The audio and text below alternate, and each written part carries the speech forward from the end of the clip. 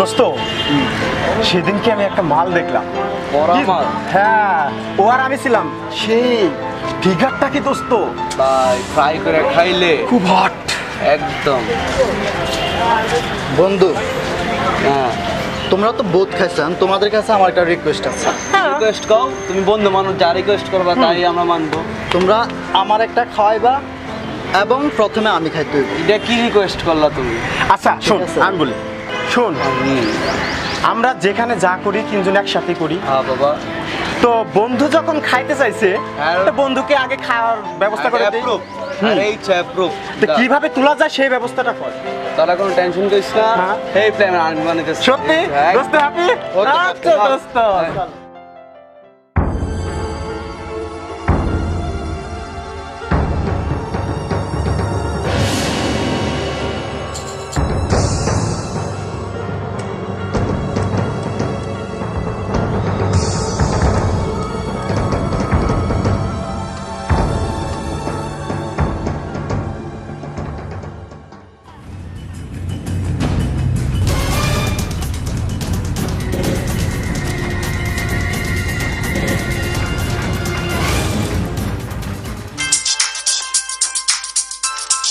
Hello মামা, কই তুই? এই তো বাইরে। কেন, কি হয়েছে? মামা মুরগিটা এত লয়ে আয় পড়ছি, তুই না আইলে তো ফ্রাই করতাম পারতাছি না, তাড়াতাড়ি আয়। কস কি? কই তোরা? পলাশের বাসাটা ফাঁকা, এরানো লয়ে আইছি, তাড়াতাড়ি আয়। থাক, আসতেছি।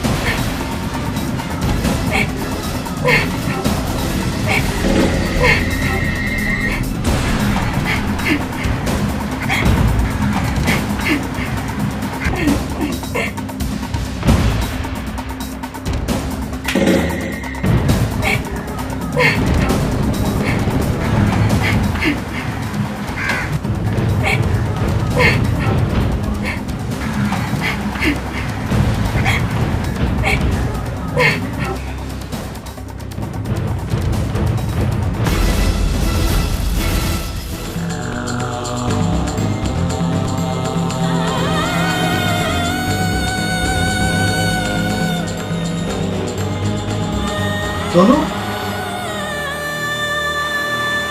আপু তুই?